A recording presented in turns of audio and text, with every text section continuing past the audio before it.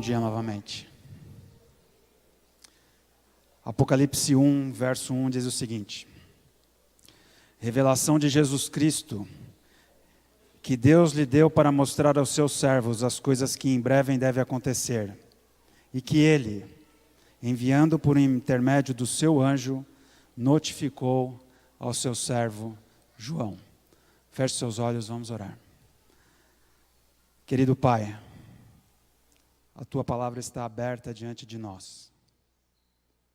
Senhor, serena agora a nossa mente e o nosso coração, pela Tua presença. Que o Teu Santo Espírito invada o nosso ser, Senhor, nos dando sabedoria e compreensão da Tua palavra, que é Tua, e que, portanto, precisa da Tua intervenção para ser entendida. Nos ajuda, Senhor, ao estudarmos a Tua vontade nesta manhã, que ela seja transformadora na nossa vida, que ela nos indique o caminho e que ela nos dê a certeza da Tua presença na nossa história. É o que nós te pedimos, o que te agradecemos. Em nome de Jesus. Amém.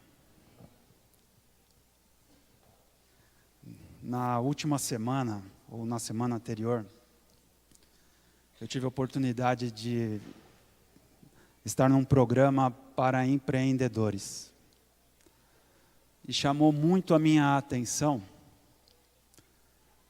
que o centro daqueles dias que estivemos ali, eu estive ali durante 5 dias, o dia todo, o centro da conversa de um curso para empreendedores está numa palavrinha chamada meta. Chamou muito a minha atenção. Há uma série de conceitos técnicos, há uma série de conceitos empresariais, há uma série de conceitos sobre como funciona a legislação, mas chamou muito a minha atenção o fato de que, para os empreendedores, você não vai a lugar nenhum se você não tiver uma meta. E eu fiquei imaginando que não é só na vida dos empreendedores, não é? É na vida do ser humano. Se o ser humano não sabe da onde ele vem e para onde ele vai, as coisas ficam bem complicadas, né? Está vivendo por viver. Ou como diria, não vou citar a música, você já sabe. Eu vou citar porque alguns ficaram com cara de interrogação, né? Vida leva eu, né? Do jeito que vai, vai. Mas se a vida secular não é gerida dessa forma, creio que posso crer com razoabilidade que a vida espiritual também assim não é. E por isso a nossa meditação nesta manhã, e eu vou partir, obviamente, para a nossa meditação da revelação. E a revelação diz, lá em Eclesiastes, no capítulo 3, no verso 1 a 8, tudo tem o seu tempo determinado, falou Salomão. E há tempo para todo o propósito debaixo do céu. Tudo tem o seu tempo determinado. E há tempo para todo o propósito debaixo do céu. E aí Salomão começa a dizer: há tempo para isso, há tempo para aquilo, há tempo, há tempo, há tempo, há tempo. Mas todas estas conclusões, todos esses apontamentos que Salomão faz acerca de atitudes vinculadas ao tempo, ele coloca na frente de tudo isso algo chamado propósito. Propósito. Na interação que fiz com o início da nossa meditação aqui, meta, propósito, finalidade. O que o mundo lá fora entende como propósito? Secularmente, o que entendemos como propósito? É a intenção, é um projeto, é um desígnio. É aquilo que se busca alcançar, objetivo, finalidade, intuito. Alguns pensadores falaram algumas coisas interessantes sobre propósito. Todas as graças da mente e do coração se escapam quando o propósito não é firme. Shakespeare. Norman Vincent Peale disse: devemos formular metas nítidas, definidas, específicas e claras, rezar por elas e dar-lhes nosso esforço e imaginação. Thomas: um homem sem propósito é como um navio sem leme. Essa frase me marca bastante. Um homem sem propósito é como um navio sem leme. Para qualquer lugar que bater, leva. Finalmente, novamente Shakespeare: se você não sabe para onde está indo, qualquer lugar serve.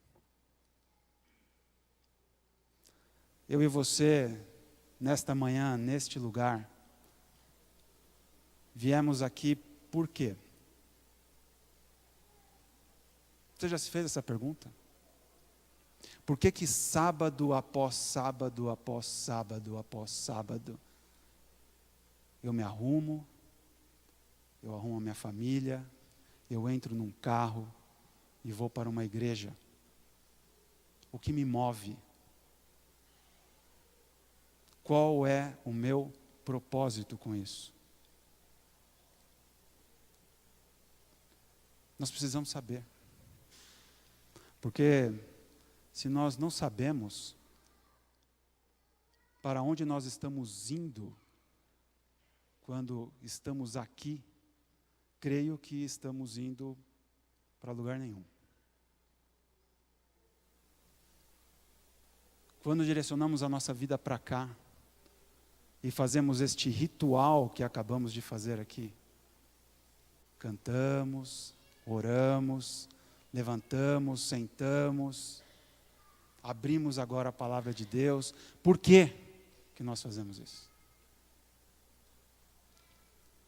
Por que que eu sou um adventista do sétimo dia? Você já parou para perguntar? Por que que você é um adventista do sétimo dia? Ah, porque me convidaram, eu fui na igreja, me deram um estudo bíblico, fez sentido na minha cabeça, né? O brasileiro médio é cristão. Às vezes a gente só se desloca de denominação, não é? Não é assim? Mas por que que você é adventista do sétimo dia e não batista? Por que que você é adventista do sétimo dia e não metodista? Católico? Por que que você é adventista do sétimo dia? Por que que você é um cristão adventista do sétimo dia? É uma pergunta que nós temos que responder para nós mesmos. Qual é o nosso propósito? De onde viemos e para onde estamos indo? Vamos voltar à revelação. E vamos ver o exemplo de um homem que sabia quem ele era, da onde ele veio e para onde ele estava indo. E nada melhor do que um exemplo bíblico, não é verdade? Daniel capítulo 1, verso 8 diz: resolveu Daniel firmemente não contaminar-se com as finas iguarias do rei.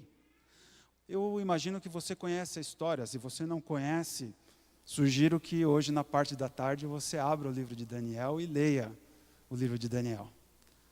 E como que Daniel chegou até a corte de Babilônia. Não foi por acaso, não foi por sua vontade. Daniel era um jovenzinho da adolescência para a primeira juventude, vamos dizer assim, 17 anos, 18 anos, alguma coisa nesse sentido. E Daniel é capturado do seu meio, em Jerusalém, e é levado para a corte de Babilônia por quem? Nabucodonosor. Não foi um convite, ele foi como escravo para lá, não só ele, como outros hebreus. Mas quando ele chega na corte de Babilônia, diz a história, e a gente se fixa apenas nesse verso, mas há um contexto mais amplo, diz a revelação que ele firmemente decidiu não se contaminar com as iguarias da mesa do rei.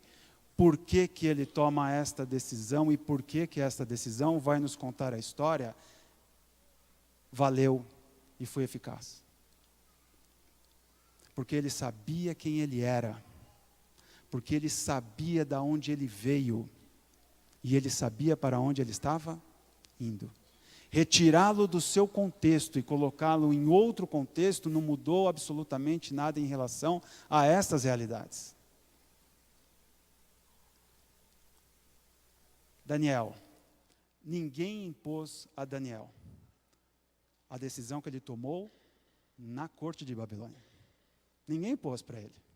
Porque, olha, a Bíblia conta de Daniel, e depois ela vai falar de seus 3 amigos, não é? Mas a verdade é que inúmeras outras pessoas foram levadas para a corte de Babilônia. A pergunta é, quantas se comportaram como Daniel? Ninguém impôs para ele. Ele era um jovenzinho, fora da sua casa. O que lhe impedia de, nos termos do verso que acabamos de ler, comer as iguarias da mesa do rei? Eu imagino que muitos comeram, mas ele resolveu não comer. Ninguém lhe impôs. Era dele. Ele sabia quem ele era. Ele sabia de onde veio. Ele sabia para onde estava indo. Ele fez isso sob o risco da sua própria vida. Isto é calcado num propósito. Porque se você não tiver propósito, a hora que aparecer o risco da sua vida, ou o risco de algo que é importante para você, você faz o quê? Opa! Podemos conversar em outros termos, não é verdade? Você recua. Se você não tiver um propósito, se você não tiver bem claro na sua mente e no seu coração, e nos nossos termos, com a bênção do Senhor sobre a nossa vida, para onde estamos indo, de onde viemos e quem somos. Mais do que isso, Daniel sacrificou os seus desejos carnais, porque Daniel era igual a mim e a você. Ou não? Ou Daniel chegou na corte de Babilônia com 2 asinhas nas costas, ele era um anjo. Não, ele era igual a mim e a você. Ele tinha desejos como eu e você temos. Ele era um jovenzinho, e você sabe, você que ainda é jovenzinho sabe porque está vivendo isso, e você que é mais velho sabe porque já viveu isso, o quanto os nossos desejos são latentes enquanto jovens. O quanto não pensamos nas consequências, o quanto tomamos o caminho mais fácil, às vezes, e talvez inconsequente. Não estou dizendo que todo jovem é inconsequente, ok? Só estou dizendo que, nesta idade, nós estamos, por falta de experiência, mais propensos a tomar más decisões. E não também deixaremos de tomar más decisões, mesmo sendo mais velhos, né? Mas o fato é que ele sacrificou os seus desejos carnais, e finalmente, em função deste quadro, ele achou graça diante de Deus e diante dos homens. Porque nós não estamos falando de coisas seculares. Eu e você estamos aqui nesta manhã para falarmos de coisas espirituais. Sabemos de onde viemos, para onde estamos indo, por que existimos. E ao sabermos estas coisas e decidirmos firmemente no nosso coração, como Daniel decidiu, termos a bênção de Deus, encontrarmos graça nele, a graça que nos capacita a vivermos essas coisas na nossa vida, como ele pretende que vivamos. Avanço. Olha só o que Deus diz através do espírito de profecia. Assim como o Senhor cooperou com Daniel e seus companheiros, ele cooperará com todos os que se atêm à sua vontade. E pela concessão do seu espírito, ele fortalecerá cada propósito veraz, cada nobre resolução. Os que andam nos caminhos da obediência encontrarão muitos embaraços. Não será fácil, né? Não será fácil. Influências fortes e sutis podem ligá-los ao mundo, mas o Senhor é capaz de tornar sem efeito cada instrumentalidade que opere para derrotar os seus escolhidos. Em sua força, na força de Deus, eles podem vencer cada tentação, triunfar sobre cada dificuldade. Amém. Amém. Vou fazer como os pregadores fazem normalmente, né? Você perdeu a chance de falar amém. Não é assim? Você perdeu a chance de falar amém. Vou dar mais uma chance para você. Deus pôs Daniel e seus companheiros em relação com os grandes homens de Babilônia, para que, em meio de uma nação de idólatras, pudessem representar o seu caráter. Deus colocou eu e você neste tempo, para que pelo poder dele nós possamos representar o seu caráter. Nossa, Marcelo, mas é isso que Deus fez. E que privilégio que é isso. Representar a Deus num tempo como este em que vivemos. Isso está escrito em Profetas e Reis, na página 487. Então a pergunta que vem à mente é: qual é o nosso propósito? Como cristãos adventistas do sétimo dia, neste tempo que nós vivemos. Qual é o nosso propósito? Vou tratar agora de algumas coisas e quero fazer uma preliminar. Né? Como um advogado, quero fazer uma preliminar antes de entrar no mérito. Não entrarei nas especificidades da profecia, ok? Não entrarei no mecanismo da profecia. Vou partir do princípio que muitos de nós, imagino a maioria, têm um conhecimento algo básico da profecia. Então vou dividir a nossa igreja agora em alguns grupos. Há um grupo de pessoas aqui que imagino nunca estudaram profecia, não são nem batizadas. Você está no lugar certo. Amém que você está aqui nesta manhã. Né? Nós estamos à sua disposição. O pastorado desta igreja, o ancianato desta igreja, os instrutores bíblicos desta igreja, todos aqueles que conhecem a profecia bíblica, estão à sua disposição para conversar com você sobre profecia e sobre algumas coisas que nós vamos falar agora. Nós temos aqui também algumas pessoas que são recém-batizadas, imagino, e que ainda também não têm um conhecimento profundo da profecia bíblica, e talvez algumas coisas que vamos dizer ainda não estejam encaixadas na sua mente. Amém que você está aqui nesta manhã. Porque aqui é o local correto para você vir às terças-feiras no grupo do Irmão Flores, voltar à nossa classe da Novo Tempo, que a partir do ano que vem já remodelada com uma nova estrutura que nós estamos preparando com muito carinho, estará à sua disposição para você estudar este e outros temas. Imagino que tem mais um grupo aqui, né? Um grupo de pessoas que já está na igreja há bastante tempo e não vai entender absolutamente nada do que nós vamos tratar agora. Amém que você está aqui nessa manhã. Porque o Senhor continua de braços abertos, aguardando que você entenda a sua palavra, a sua revelação. E nós temos um quarto grupo que entende bem o que nós vamos falar agora.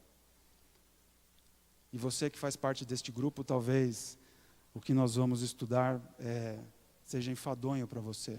Não deveria. Deveria reafirmar a sua fé. E deveria te estimular a entender qual é o seu propósito nesta igreja. Por que você está aqui nesta manhã? Há poucos dias, no dia 22 de outubro de 2018, completamos exatos 174 anos deste ano de 1844. E ano após ano, não mais comemoramos, mas lamentamos que chegamos mais uma vez a esta data. Porque todas as vezes que estamos aqui para lembrá-la, é porque o nosso Senhor ainda não voltou para nos buscar. Não temos motivo, portanto, para comemorar. Mas continuamos firmes no propósito de entender o que aconteceu nesse dia. E continuamos firmes no propósito de andar atrás daquele que nos revelou o que este dia significa para mim e para você. 1844 é o cumprimento de uma profecia que está lá em Daniel 8, no verso 14, que diz: Ele me disse, até 2.300 tardes e manhãs, e o santuário será purificado. Como adventistas do sétimo dia, cristãos adventistas do sétimo dia, entendemos que em 1844, por força desta profecia, a maior profecia de tempo que existe na Bíblia, o Senhor Jesus passou do primeiro compartimento do santuário celestial para o segundo compartimento do santuário celestial. E neste momento, neste exato momento, Ele está fazendo intercessão por mim e por você diante do Pai. E às vezes as pessoas ficam preocupadas com coisas que não deveriam ficar preocupadas. Como, por exemplo, será que o meu nome está passando em juízo agora? Não é com isso que temos que nos preocupar. Nós temos que estar atentos com outra coisa. E com essa outra coisa quando é que Jesus termina o trabalho no segundo compartimento? Quando Ele dirá, está feito. E aí aqueles, como diz a Bíblia, que estão do lado errado continuarão do lado errado, e aqueles que estão do lado certo, graças ao Senhor, estarão do lado certo. Mas, voltando ao nosso estudo, em 1844, cumpriu-se essa grande profecia de tempo. E dentro desta grande profecia de tempo, nos traz um conceito, que é o conceito inicial que eu gostaria que a gente iniciasse o estudo nesta manhã. E vou partir daqui. Daniel 8:26 vai dizer o seguinte: a visão da tarde e da manhã, essa que nós acabamos de ler de Daniel 8:14, que foi dita, é verdadeira. Tu, porém, preserva a visão, porque se refere a dias muito distantes. Imagina Deus conversando com você, comigo e com você, hoje, e dizendo assim: olha, estou te dando uma visão, você não entendeu nada dessa visão, tá certo? Mas você percebeu que além de você não entender, eu estou lhe informando que isso que eu estou lhe dizendo é para dias muito distantes. Qual é a primeira conclusão que você chegaria? Que eu, um ser humano limitado no fator tempo, não vou ver o cumprimento desta profecia. E Deus falou para Daniel: olha, esta profecia que eu acabei de te dar e que você não entendeu e eu não vou lhe explicar, é para tempos muito distantes. A Bíblia vai dizer que Daniel ficou, no mínimo, muito incomodado com isso. No capítulo 12, no verso 4, ele diz assim: tu, porém, Daniel, encerra as palavras e sela o livro. Até quando? Até o tempo do fim. Aqui está a chave do que eu quero pensar com vocês agora. Até o tempo do fim. Muitos o esquadrinharão e o saber se multiplicará. E finalmente, repetindo a ideia, Daniel 12:9 diz, ele respondeu: vai, Daniel, porque estas palavras estão encerradas e seladas até o tempo do fim. Daniel, isso aqui só vai ser entendido no tempo do fim. E você não vai estar lá. Isso aqui será entendido apenas no tempo do fim, Daniel, e você não estará lá. A pergunta é: quando é o tempo do fim? Será que o tempo do fim tem a ver com 1844? Quem acha que sim? Quem acha que o tempo do fim começa em 1844? Algumas mãos. Quem não acha nada? Quando começa o tempo do fim? Vamos ver alguns versos. Apocalipse 10, verso 8, ainda se referindo ao livro, vai dizer: a voz que ouvi, vinda do céu, estava de novo falando comigo e dizendo: vai e toma o livro que se acha aberto na mão do anjo em pé sobre o mar e sobre a terra. Avancei do tempo, chaveei de Daniel, do profeta Daniel, quase 500 anos antes de Cristo, e agora estou falando de João, o apóstolo, aqui também na função de profeta e de escritor do livro do Apocalipse. João, no capítulo 10, ele está falando agora de um livrinho, e este livrinho não é outro senão o livro de Daniel, que estava o quê? Fechado, selado. Mas o profeta João, agora 100 anos depois de Cristo, alguma coisa nesse sentido, vem dizer para mim que agora o livro não está mais o quê? Fechado. Ele está o quê? Aberto. O livro que se acha aberto na mão do anjo. E Apocalipse 10, no verso 9, vai dizer: fui, pois, ao anjo, dizendo-lhe que me desse o livrinho. Ele então me falou: toma-o, devora-o. Certamente ele será amargo ao teu estômago, mas na tua boca doce como mel.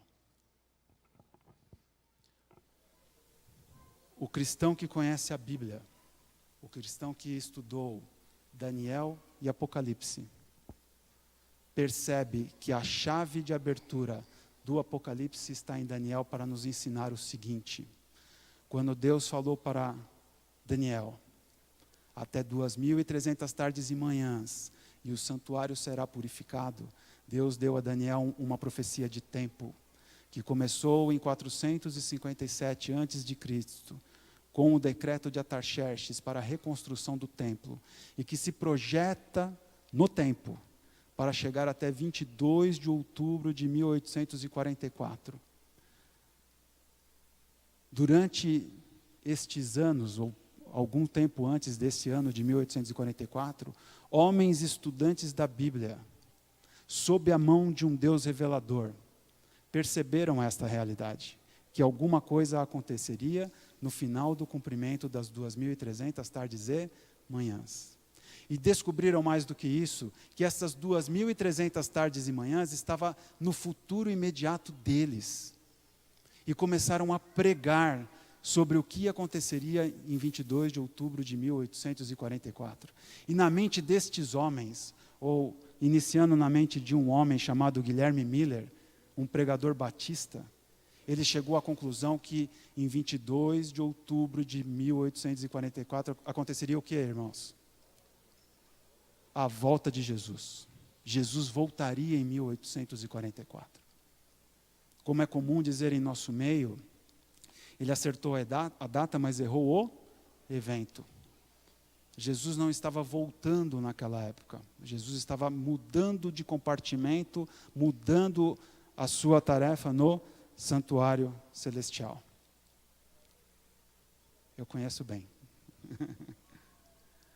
E por isso é que este livro que agora está aberto, porque a profecia foi compreendida, ainda que de forma errada, o livro agora está aberto. De início ele era doce como mel, porque Jesus ia voltar.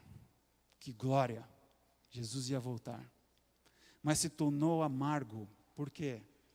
Porque eles acertaram a data, mas erraram o evento. E o amargor estava exatamente atravessando aquela noite daquele dia, descobrir que Jesus não voltou. O que deu errado? Porque ele não veio. A profecia estava errada? Não. A compreensão da profecia é que estava errada. Mas aquelas pessoas não desistiram e continuaram estudando a Bíblia. E esta é uma grande lição para mim e para você. Nós vivemos num tempo, irmãos, que não há nenhuma desculpa para não estudar a Bíblia. Nenhuma. Nunca foi tão fácil.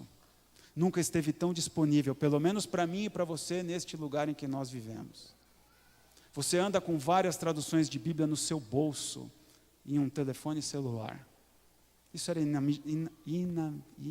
não dava para imaginar. Não dava para imaginar. Até 10 anos atrás.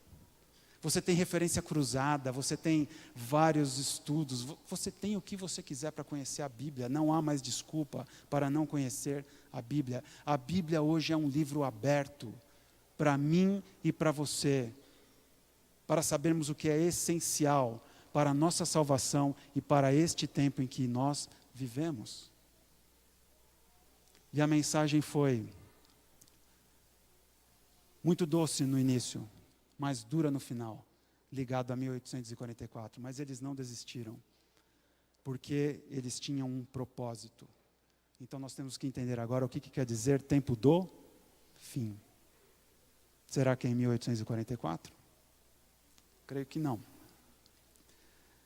Daniel pergunta, lá naquele contexto, em Daniel 12:6, quando que se cumprirão estas maravilhas? Quais maravilhas? Aquelas referentes à profecia de tempo do 8:14 que ele recebeu. E Deus responde, ouvi o homem vestido de linho, que estava sobre as águas do rio, quando levantou a mão direita e a esquerda ao céu, e jurou por aquele que vive eternamente, que isso seria depois de um tempo, 2 tempos e metade de um tempo. O que seria depois de um tempo, 2 tempos e metade de um tempo? Aconteceriam todas aquelas coisas referentes ao tempo do fim. E quando se acabar a destruição do poder do povo santo, estas coisas todas se cumprirão. Ora, Marcelo, que confusão que você fez agora. Você falou que não ia explicar nada sobre o cumprimento da profecia, e alguns já entendem isso de forma mais clara, é verdade, outros não. Mas o que eu quero que você atente nesta manhã é primeiro a chamar a sua atenção para que, se você não está entendendo, que você estude. Esse é o primeiro ponto, e o mais importante. O segundo é para que você entenda o tempo que você vive. Porque quando Daniel fala em 42 meses, ele está dando uma profecia de tempo. Outra profecia de tempo, menor do que a das 2.300 tardes e manhãs. E essa profecia se repete no livro do Apocalipse.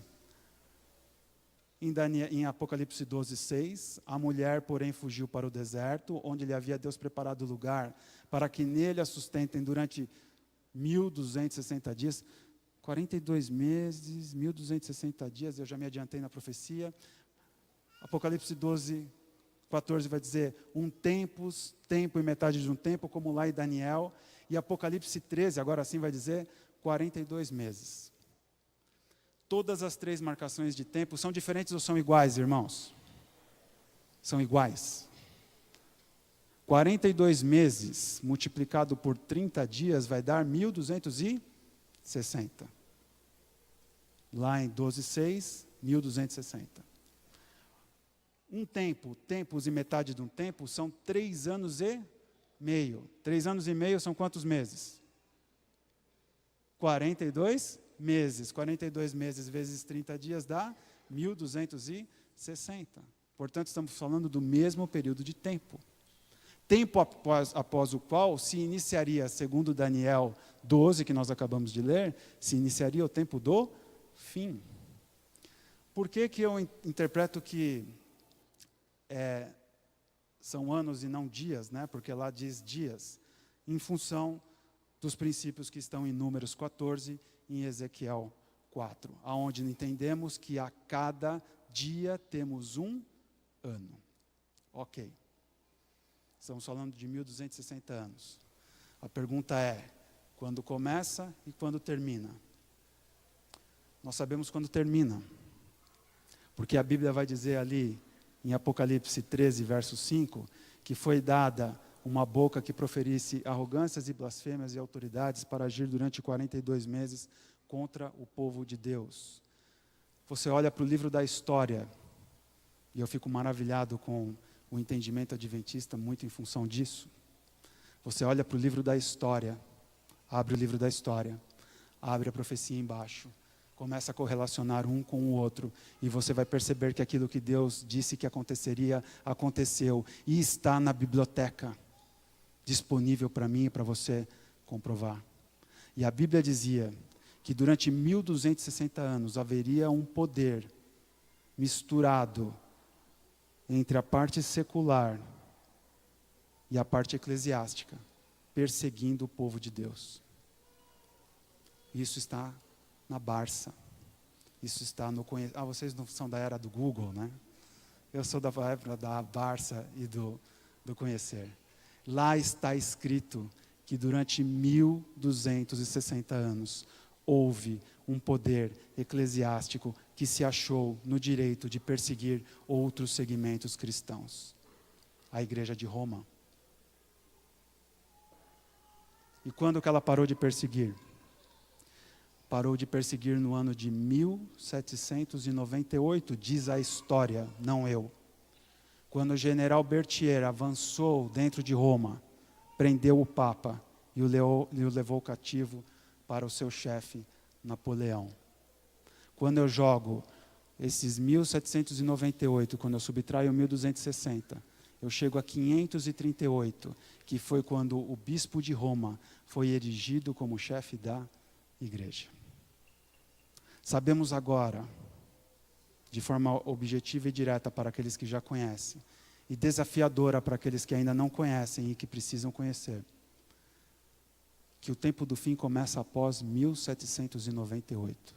E que, portanto, 1844, quando um povo estudou a Bíblia e chegou à conclusão que Jesus iria voltar, foi despertado para a abertura do livro de Daniel, e foi despertado para os últimos eventos desta terra, porque afinal de contas é o próprio Daniel quem diz que eu e você vivemos o tempo do fim. Gosto da expressão do pastor Fernando Iglesias quando ele diz: eu e você não vivemos o tempo do fim. Eu e você vivemos o fim do tempo do fim. Avanço. O que você quer dizer com tudo isso, Marcelo? É porque após essa conclusão de que nós vivemos no tempo do fim, pós 1798, nós vivemos no tempo da Bíblia completamente aberta, porque o livro de Daniel foi rompido o seu selo a partir de 1844. nós chegamos à conclusão, lá em Apocalipse 12, no verso 17, que há um conflito. Há um conflito entre quem? Entre o verdadeiro povo de Deus nesta terra, entre Deus e Satanás, que é quem tem comandado o cenário que nós temos visto de caos ao nosso redor. E nós sabemos por Apocalipse 12, verso 17, que Satanás não está tranquilo. E por que ele não está tranquilo? Ele não está tranquilo porque há neste momento sobre esta terra um povo que conhece a verdade. Um povo que vive no conhecimento do livro de Daniel aberto. De um povo que deveria estar comunicando aos restantes, ou aos que estão lá fora, que este livro está aberto, que nós vivemos o tempo do fim. E é por isso que a Bíblia diz que irou-se o dragão. Contra quem? Contra a mulher.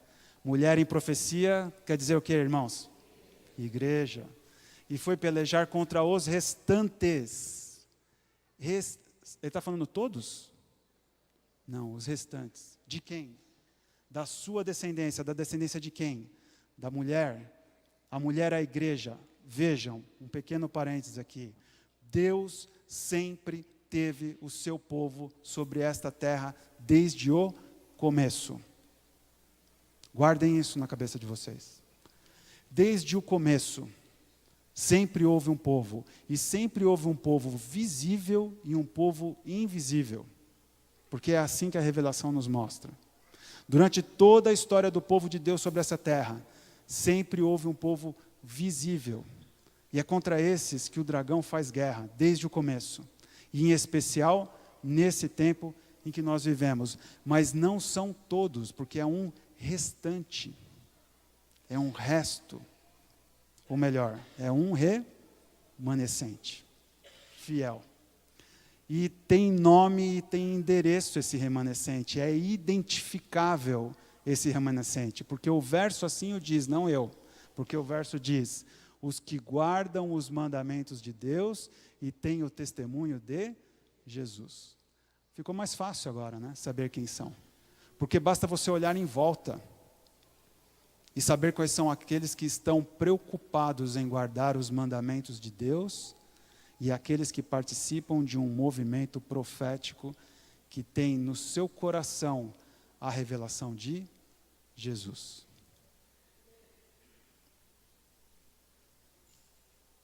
Há pastores aqui dentro, eu já vi o pastor Zezinho aqui, né? Ele está aqui. Tem mais algum pastor aqui? Não? Pastor, o senhor não fica bravo com o que eu vou falar, tá bom? Eu sei que o senhor não vai ficar. Nós fazemos parte de um movimento, não de uma igreja física, com CNPJ. Estes são os elementos que Deus proporcionou para que nós pudéssemos funcionar neste tempo em que nós vivemos. Mas nós fazemos parte de um movimento. Não sou eu que digo isso, quem diz é Jesus Cristo. Porque Ele diz que chegará um momento em que haverá somente um pastor e as suas ovelhas. E Ele não fala que as suas ovelhas terão uma placa. Ele fala que as suas ovelhas o ouvem e o obedecem. Nós somos um movimento. E se nós perdermos esse entendimento de que somos um movimento, nós viraremos somente uma igreja, uma placa. E igreja e placa, irmãos, tem milhares aí fora. Milhares. E vou falar mais para você, algumas delas com entendimentos bem mais simples do que o nosso para você viver a sua vidinha. Sabia? Não vai lhe incomodar com muita coisa, não. Sabe por quê? Porque não estão identificados, e eu não estou colocando aqui ninguém acima de ninguém, talvez seja somente falta de conhecimento. Não ainda se identificaram com o que está escrito em Apocalipse 12, 17. O povo de Deus no tempo do fim é aquele que procura guardar os mandamentos de Deus e faz parte de um movimento profético. Quem sou eu e quem é você? De onde viemos e para onde estamos indo? Qual é o nosso propósito? A Bíblia diz. Deus não nos deixou em trevas. A Bíblia diz. Qual é o nosso propósito? Para onde vamos? Apocalipse 10, verso 11, no contexto da abertura do livrinho, vai dizer assim: então me disseram, é necessário que ainda profetizes a respeito de muitos povos, nações, línguas e reis. Aquelas pessoas que descobriram que Jesus ia voltar, mas erraram achando que era 22 de outubro de 1844, vibraram com o sabor doce da mensagem na sua boca, mas ao descobrirem que Jesus não voltou, sentiram um amargor. É o que diz o verso 9 e o verso 10. E no verso 11, Deus aparece na história para dizer: é necessário que o quê? Profetizes novamente. Deus estava falando apenas para aqueles homens e mulheres daquele tempo? Não. Deus estava falando para mim e para você, que estamos aqui nesta igreja, 174 anos depois. É necessário que profetizes. Mas Marcelo, eu não sou profeta. Talvez ainda não seja, do ponto de vista de profeta, como alguém que faz profecias. Se Deus quiser usá-lo para isso, Deus vai usar. Mas profeta e profetizar aqui é no seu sentido mais simples, ser portador da mensagem. Ser o portador da palavra, ser a boca de Deus neste tempo em que nós vivemos.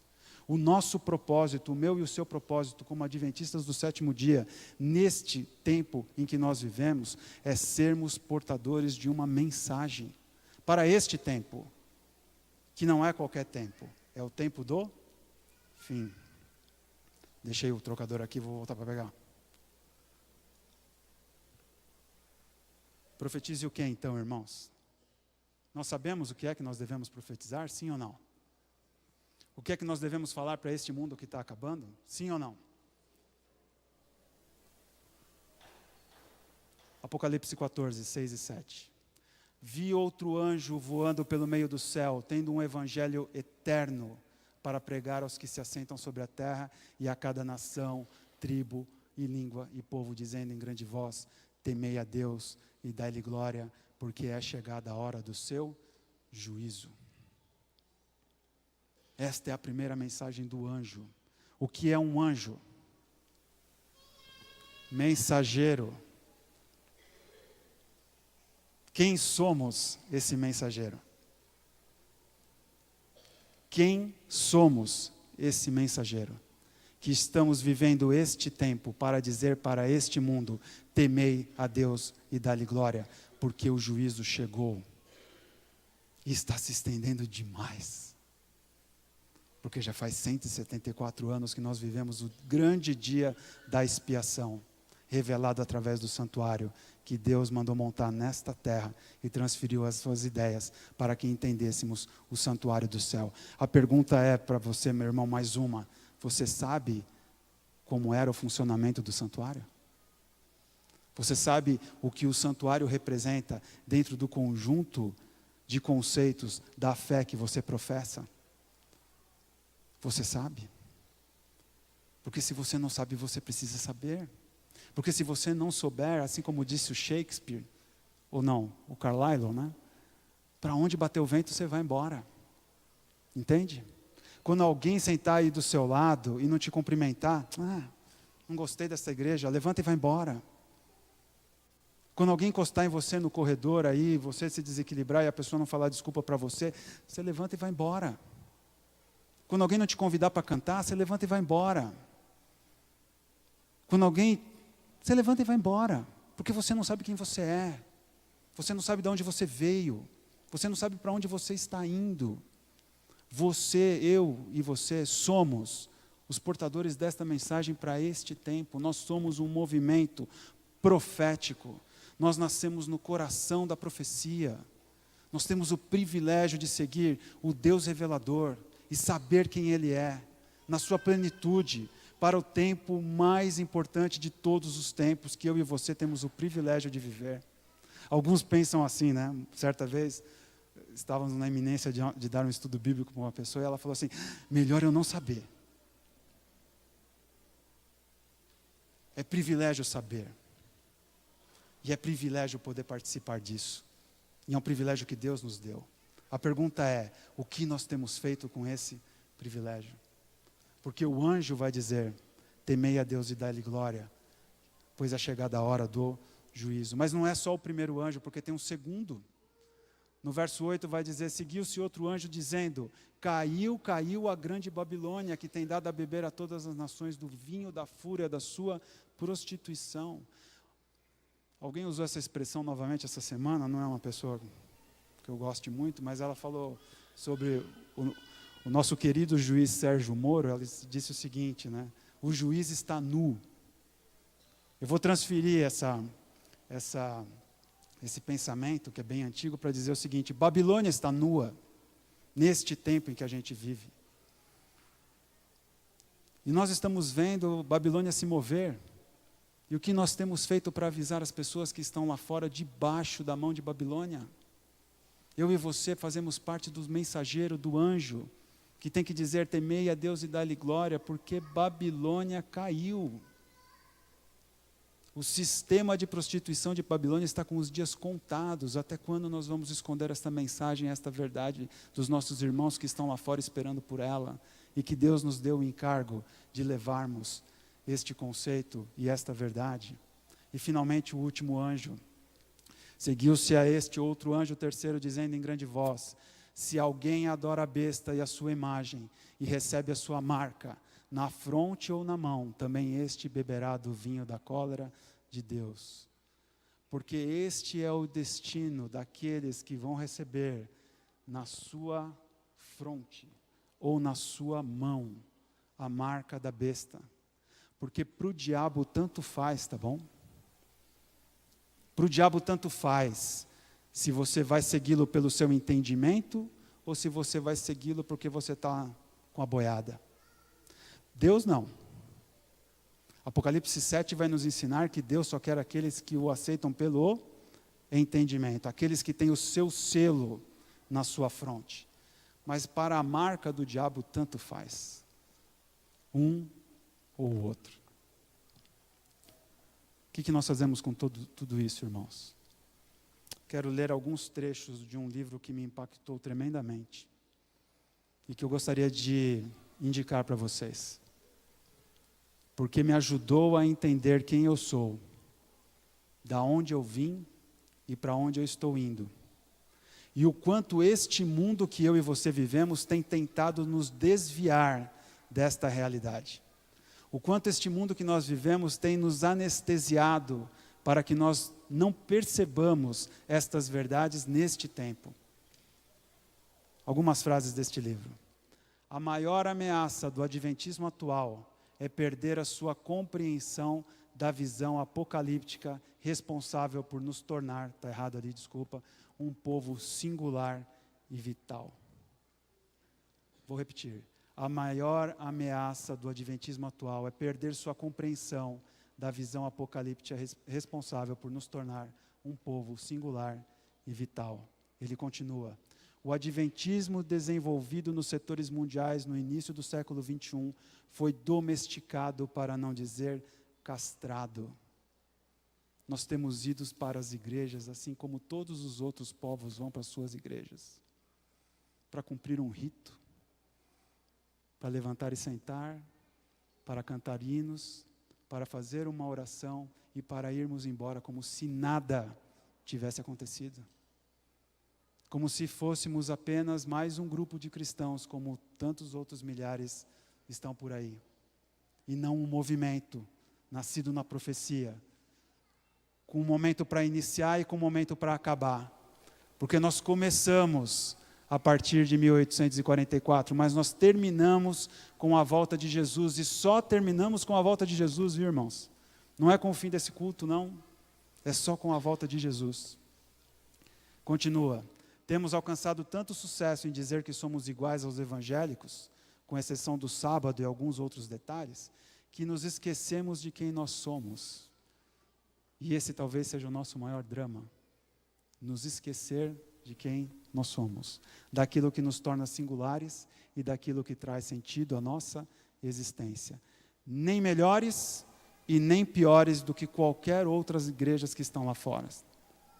Nem maiores, nem melhores, nem piores, nem menores. Diferentes. Por quê? Pelo conhecimento de uma profecia específica, de um livro aberto para este tempo em que a gente vive. E ele termina dizendo: se eu fosse o diabo, tentaria os adventistas e seus pregadores a serem bons evangélicos e esquecerem coisas desagradáveis como a visão apocalíptica. O diabo ficaria muito feliz, e imagino que fica, quando nós nos esquecemos ou quando nós não sabemos quem nós somos, de onde viemos, e repito mais uma vez, para onde estamos indo. O autor dessas frases é o pastor George Knight, no seu livro A Visão Apocalíptica e a Neutralização do Adventismo, página 108. E eu nunca vi um título tão feliz, quando usa a expressão a neutralização do Adventismo. Parar com o movimento. Dar a noção de que somos uma igreja. E não há motivo nenhum, e não há demérito nenhum em sermos uma igreja. Nós somos, no sentido bíblico. Porque quando as coisas começarem a acontecer, irmãos, quando os últimos eventos estiverem soltos, quando os anjos soltarem os ventos, a última coisa que ficará de pé serão placas. Você será uma igreja na sua casa, no meio dos seus amigos. Que bom se você conhecer as passagens bíblicas, porque talvez você já não terá mais a possibilidade de ter Bíblia no celular como você tem hoje. Há muitos lugares do mundo que são assim. Ah, Marcelo, você está falando um absurdo. Há muitos lugares do mundo que são assim. Há alguma novidade para você? Quero que vocês ouçam essa música e caminhamos para o final. Você pode aumentar, Renato, por favor?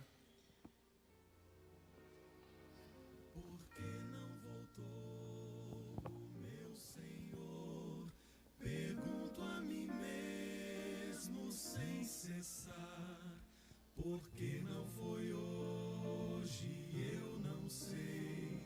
E quando será, também não sei. Não sei.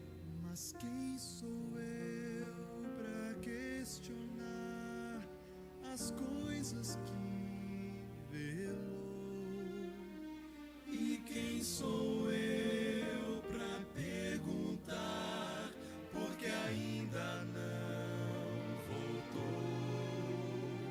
Mas de uma coisa certo estou, que meu Jesus jamais falhou e é muito sábio para errar. Se ainda não voltou, é tempo de pensar e ainda mais Jesus amar. Quem sabe está a esperar que eu tenha mais fervor, a fim de encontrá-lo em paz. Por que não voltou meu Senhor? Era a pergunta que Guilherme Miller fazia a cada minuto, depois daquele 22 de outubro de 1844. Ele havia estudado as profecias. Tudo se encaixava. A terra enfim seria purificada. Jesus voltaria para buscar aqueles por quem morreu. Impressionado com a verdade iminente de suas descobertas, Miller foi compelido a contar aos outros que Jesus em breve viria. Ele bem que relutou. As árvores que aqui estavam foram testemunhas silentes da angústia de alma desse ex-combatente de guerra que lutou com Deus contra a ideia de ser um pregador. O milênio aguardado não seria de paz e prosperidade na terra como apregoava o mundo cristão. Sua mensagem era de destruição. Jesus viria como Rei dos Seis e Senhor dos Senhores, e também viria como grande juiz. Mas ele não veio. Milhares de pessoas creram na pregação de Miller e se uniram a ele no movimento multidenominacional para a pregação de que Jesus em breve voltaria. Mas estariam eles iludidos? A interpretação profética estaria errada? Seria a volta de Jesus apenas uma fábula contida num livro de histórias qualquer? Miller e seus seguidores aguardavam o fim da história. O que eles não podiam esperar era que aquele dia seria o começo da história do fim. Se ainda não voltou, é tempo de pensar e ainda mais Jesus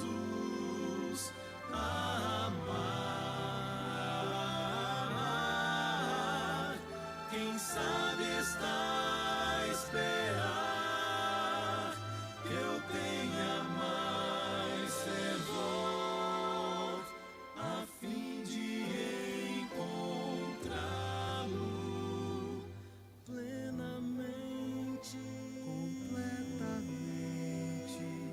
totalmente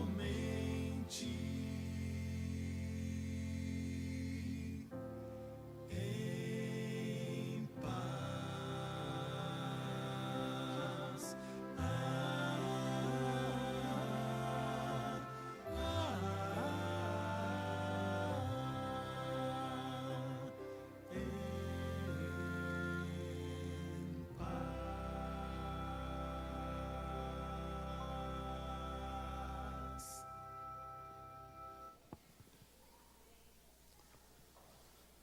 Sobre esta rocha, aquela que nós vimos na imagem, em 22 de outubro de 1844, homens e mulheres que criam na volta do Senhor choraram muito, porque o seu Senhor não veio.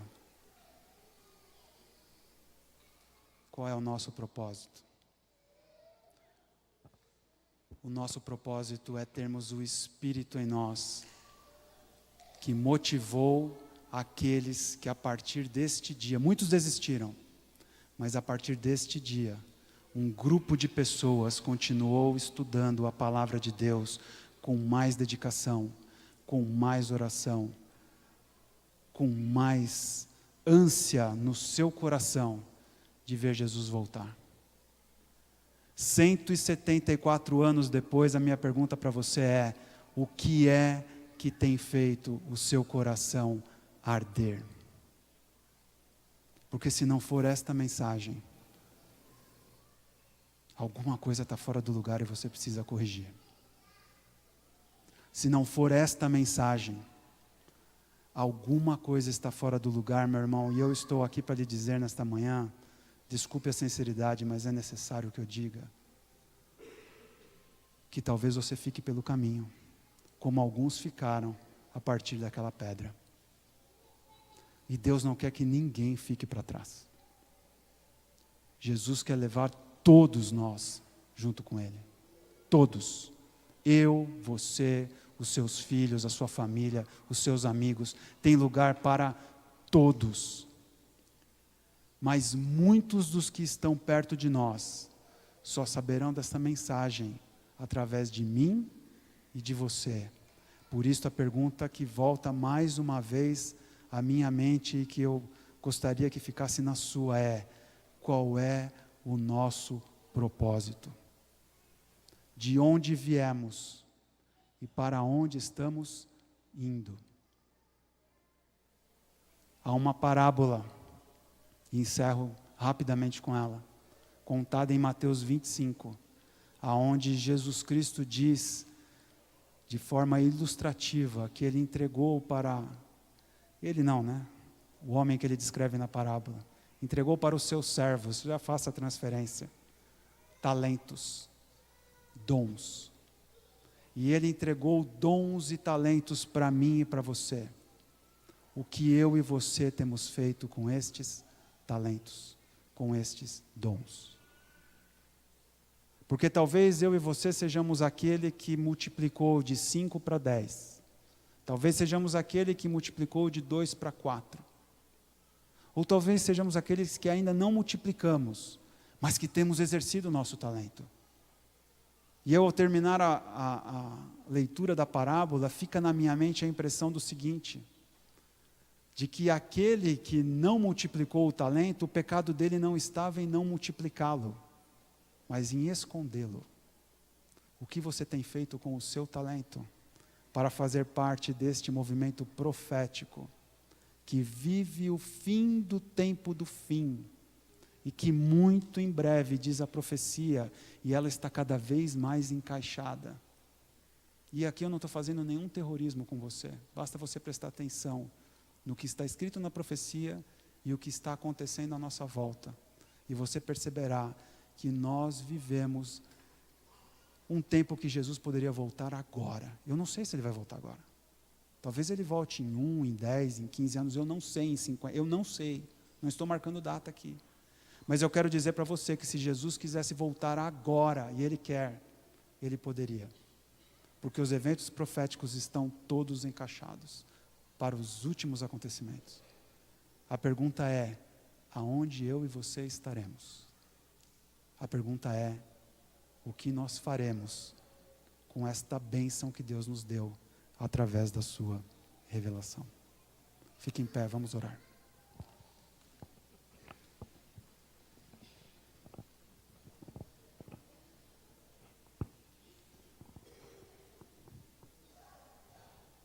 Querido Pai, obrigado, Senhor, porque a Tua revelação está aberta diante de nós. Obrigado, Senhor, porque nós fazemos parte de um povo, do Teu povo. Obrigado, Senhor, pela Igreja Adventista do Sétimo Dia, que é a parte visível neste tempo de uma igreja invisível que está espalhada lá fora, esperando para conhecer a última mensagem. Senhor, nos habilita pelo Teu Espírito a vivermos de acordo com aquilo que nós cremos. Nos habilita, Senhor, a vivermos não de qualquer jeito, mas olhando para o norte, que é Jesus Cristo. Nos ajuda, Senhor, a vivermos estas convicções na nossa existência, para que outros olhem para nós e entendam que o norte é Jesus Cristo, pela manifestação do Espírito dEle em nós e aqueles que estão à nossa volta. Querido Pai, abençoa a nossa igreja, abençoa os seus pastores, abençoa os seus líderes, abençoa a cada um de nós que, como formiguinhas, estamos aqui para Te servir. Nos ajuda, Senhor, a entendermos quem somos, a termos muito claro na nossa mente de onde viemos, do coração da profecia bíblica, e para onde estamos indo. Porque nós não estamos indo para um lugar, nós estamos indo para uma pessoa chamada Jesus Cristo. Nos ajuda, Senhor, a viver isso todos os dias da nossa vida. Nos ajuda, Senhor, a sermos aquilo que o Senhor espera que nós sejamos, porque é em Teu nome que nós Te pedimos, na certeza de que vamos receber. Amém.